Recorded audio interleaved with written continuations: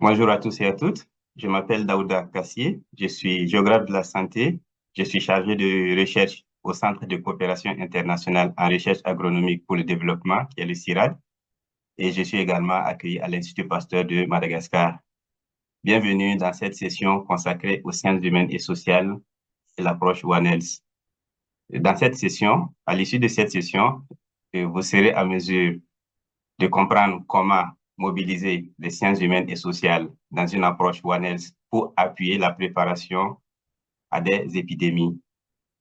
Plus précisément, nous allons commencer par quelques rappels, notamment sur la notion de One Health et sur les sciences humaines et sociales. Nous verrons un cas théorique d'application de mise en œuvre de l'approche One Health sur la rage impliquant les sciences humaines et sociales. Nous verrons également un cas concret d'implication des sciences humaines et sociales dans une approche One Health dans la lutte contre la rage avec une approche One Health. Et enfin, nous allons terminer par une conclusion.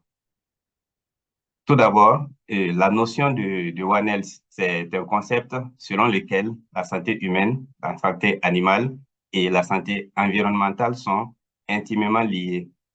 Cette approche est d'autant plus importante que près de 75% des maladies infectieuses humaines sont d'origine animale.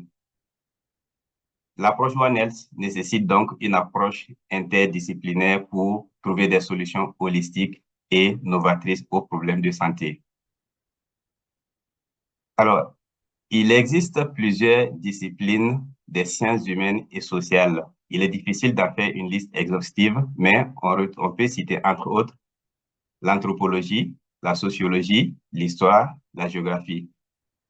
Ces disciplines ont généralement en commun l'être humain, tant dans sa dimension individuelle que dans sa dimension collective. Les disciplines des sciences humaines et sociales étudient les évolutions sociales, les comportements humains, les perspectives, les faits historiques et bien d'autres. Parmi ces disciplines des sciences humaines et sociales, certaines s'intéressent à la santé, en l'occurrence l'anthropologie de la santé, la sociologie de la santé, la géographie de la santé. On retrouve également l'histoire de la médecine et bien d'autres.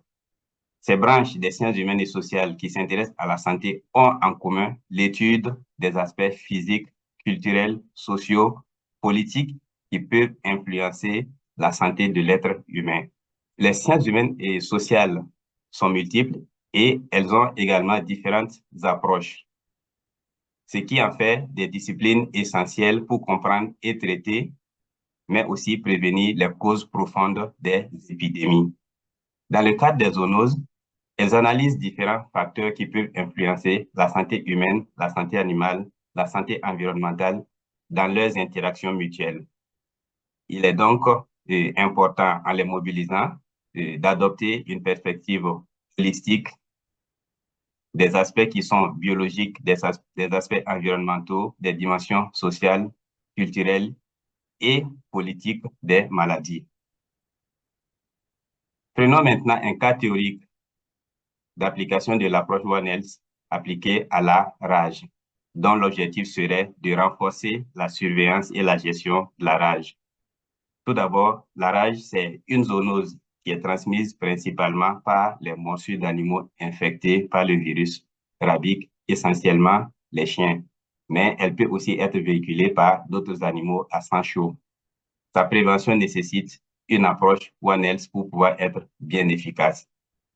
Par exemple, les sciences biologiques et médicales peuvent être impliquées dans l'étude du virus, dans la réponse immunitaire au virus, dans le développement de vaccins ou des méthodes de diagnostic tant chez l'être humain que chez les animaux. Quant aux sciences de l'environnement, elles peuvent s'intéresser à l'étude de l'écologie, de la démographie canine, des interactions qui peuvent exister entre les êtres humains, les animaux et les écosystèmes. Les sciences humaines et sociales, elles, vont s'intéresser, par exemple, à la compréhension des pratiques culturelles, des perceptions, de la communication, de la sensibilisation, des savoirs locaux et bien d'autres aspects. Voyons un cas pratique d'application de l'approche One Health impliquant les sciences humaines et sociales à Madagascar. Alors, dans cette étude, la médecine vétérinaire s'est intéressée à comprendre la démographie canine, le statut vaccinal des chiens, les interactions entre les hommes, les chiens et d'autres animaux dans la zone d'étude. L'anthropologie, en l'occurrence l'anthropologie de la santé, s'est intéressée aux habitudes et pratiques culturelles des populations vis-à-vis des chiens, la vaccination canine et bien d'autres aspects. Quant à la géographie de la santé, elle a cherché à comprendre les disparités spatiales en termes d'accès aux soins, d'équipements qui peuvent affecter les connaissances des populations locales. L'aspect communication a porté sur la sensibilisation et l'éducation sanitaire. Différentes approches ont été mobilisées par les sciences humaines et sociales, en l'occurrence des approches quantitatives et qualitatives. Donc, l'approche quantitative a consisté à administrer des questionnaires individuels pour évaluer les connaissances, attitudes et pratiques des populations sur la rage.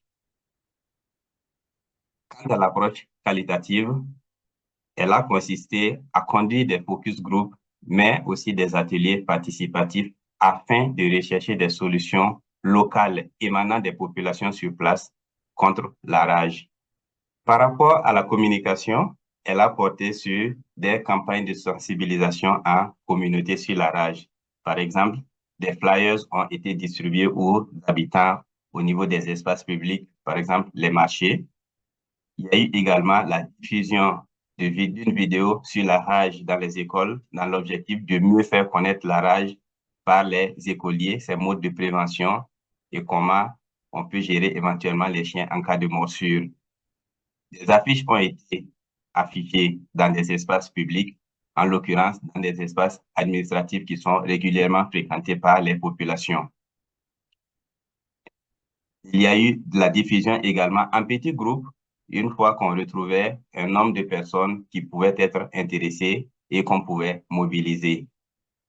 En plus de cela, des tablettes sur lesquelles différents formats d'une vidéo sur la rage ont été enregistrés étaient visualisés par des populations à chaque fois qu'on les rencontrait dans des groupes de discussion et qu'elles étaient aptes à recevoir le message. En plus de cela, des messages de sensibilisation, des convocations ont été diffusés par messages radiophoniques par des agents du projet, invitant les populations à se réunir dans un espace public le soir pour diffuser donc un message de sensibilisation sur téléviseur grand écran.